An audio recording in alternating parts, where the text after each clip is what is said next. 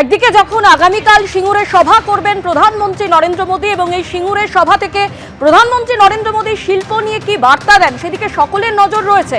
অন্যদিকে আজ সিঙ্গুরে সভা করল তৃণমূল কংগ্রেস। তাই আবার আপনাদের বলছি, আমাদের নেত্রী তার উন্নয়নের ঝাঁপি নিয়ে 93টা প্রকল্প আজকে বাংলার ঘরে পৌঁছে দিয়েছে, কিন্তু বিজেপি 14 সাল থেকে আজ পর্যন্ত যতগুলো প্রতিশ্রুতি দিয়েছে একটা প্রতিশ্রুতি তারা। আমরা তো শিল্পের বিরোধিতা নয়, কেউ যদি শিল্পে করতে চায় আমরা সহযোগিতা করব, কিন্তু কেউ যদি জুমালাবাজি করে মিথ্যা কথা বলে সেটাই আমাদের প্রতিবাদ। আর আমাদের তো শিল্পের বিরোধিতা আমরা কখনোই নয়। আমরা বলেছিলাম যে আমাদের কৃষকদের 4 ফসলের জমিকে আমাদের ফিরিয়ে দাও, রাজ্যপালের কাছে সেটা চুক্তিও হয়েছিল। সেই চুক্তি যদি মানত সিপিএম তাহলে শিল্প হতো, সেই চুক্তি মানল না। উপরন্তু টাটারা আমাদের জন্য যায়নি, সিপিএমের জন্য টাটারা গেছে, আর সেই সিপিএম এখন বিজেপি হয়েছে, সেই বিজেপি এখন এই ঝামেলাটা করছে। আর এইবার যে ছবি আপনাদের সামনে রাখবো, ফর্ম 7 নিয়ে কল্যাণী এসডিও অফিসে ফের উত্তেজনা, বিজেপি বিধায়ককে ঘিরে তৃণমূলের বিক্ষোভ। কল্যাণী মহকুমা শাসকের অফিসে ফর্ম 7 জমা দিতে যান অম্বিকা রায়, গেট আটকে তখন বিক্ষোভ দেখায় তৃণমূল। স্লোগান পাল্টা স্লোগানে তৈরি হয় উত্তেজনা।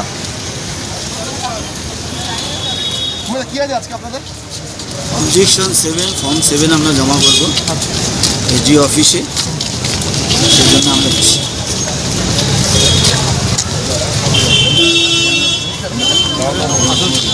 এরই পাশাপাশি বর্ধমানের ছবি আপনাদের সামনে রাখবো, যেখানে ফর্ম 7 নিয়ে সংঘাত, পুলিশের গলা চেপে ধরলেন বিজেপি কর্মী। ফর্ম 7 জমা না নেওয়ায় বিক্ষোভ বিজেপির। বর্ধমান সদর উত্তর মহকুমা শাসকের দপ্তরে উত্তেজনা, বিক্ষোভ হঠাতে গেলে পুলিশের সঙ্গে ধস্তাধস্তি, পুলিশ কর্মীর গলা টিপে ধরলেন বিজেপি কর্মী। বিজেপির বিরুদ্ধে পাল্টা বিক্ষোভ তৃণমূলের।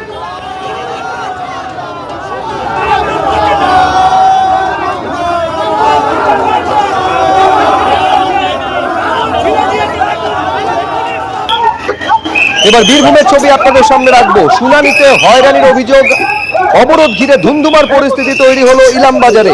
আলাদা অবরোধ তৃণমূল এবং স্থানীয় বাসিন্দাদের। তৃণমূল অবরোধ তুলে নিলেও অনড় ছিলেন স্থানীয়রা। পানাগড় দুবরাজপুর রাজ্য সড়ক অবরোধ করে বিক্ষোভ, প্রায় 4 ঘন্টা পর লাঠিচার্জ করে অবরোধ তুলল পুলিশ। আর অন্যদিকে গতকালই আমরা দেখেছি মুখ্যমন্ত্রী মমতা বন্দ্যোপাধ্যায় বেঙ্গলাঙ্গার পরিস্থিতি নিয়ে বিজেপিকে নিশানা করে বলেন যে বিজেপি দাঙ্গা লাগানোর চেষ্টা করছে রাজনৈতিক স্বার্থ চরিতার্থ করার জন্য।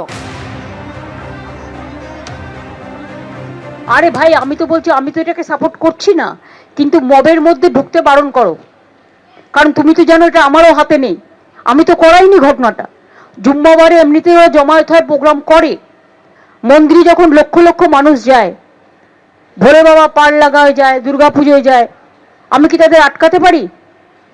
কোনো সাংবাদিকদেরও গায়ে কেউ হাত দেবেন না, সবার কাছে অনুরোধ থাকবে। পরপর 2 দিন ধরে গতকালকের পর আজ যেভাবে প্রতিবাদের নামে কার্যত তাণ্ডব চললো, গুন্ডামি চললো, তা নিয়ে তৃণমূল কংগ্রেসকে কাঠগড়ায় তুলেছে বিজেপি। দেখাবো বিজেপির জাতীয় মুখপাত্র সম্বিত পাত্র কি বলছেন। मुर्शिदाबाद में वायलेंस चल रहा है, NH-12 को रोक दिया गया है, सारी रेल सर्विस ठप पड़ी हुई है। क्या भारत का हिस्सा नहीं है? क्या लोग NH-12 पे चल नहीं सकते? ट्रेन जलाई जा रही है तो ममता बनर्जी उसे जस्टिफाई कर रही है।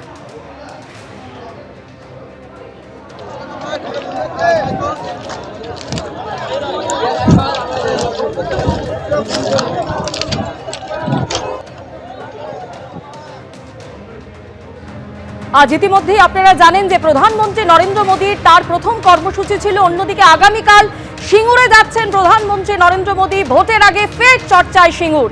হুগলিতে তার একাধিক কর্মসূচি রয়েছে।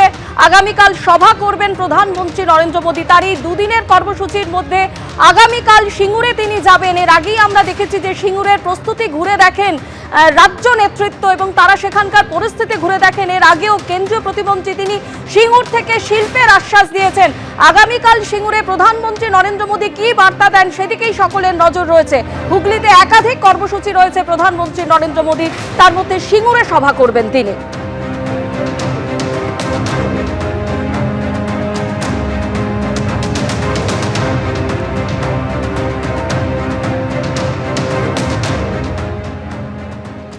2008 সালে সিঙ্গুরের এই মাটি থেকে বিদায় নিয়েছিল টাটারা।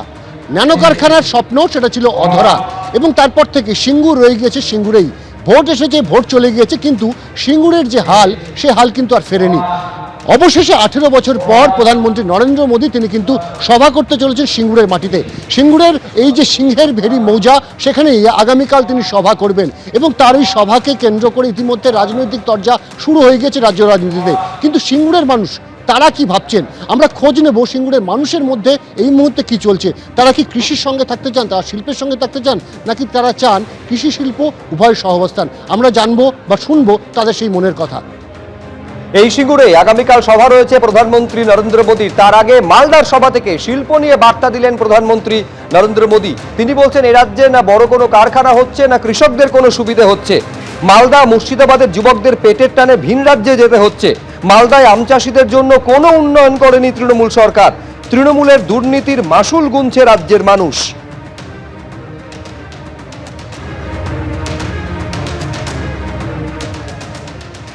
पीएम सूर्यघर मुफ्त बिजली योजना चला रही है।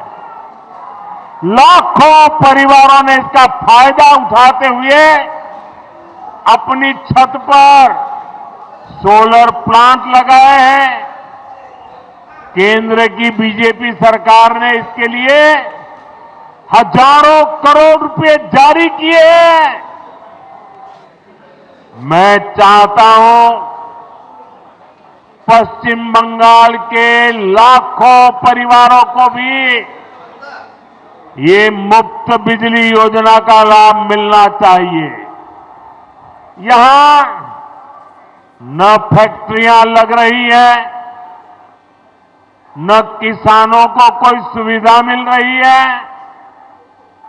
मालदा मुर्शिदाबाद से नौजवानों को रोजी रोटी के लिए पलायन करना पड़ता है। यहां रेशम किसानों की सूद लेने वाला कोई नहीं है। यहां के आम किसान बेहाल है। आम किसान बताते हैं कि इस बार उनको अपनी लागत तक वापस नहीं मिल पाई। ये इसलिए हुआ क्योंकि टीएमसी सरकार ने यहां आम से जुड़े उद्योग बढ़ाने के लिए ठीक से काम नहीं किया। एबीपी आनंद एगिए थाके एगिए राखे।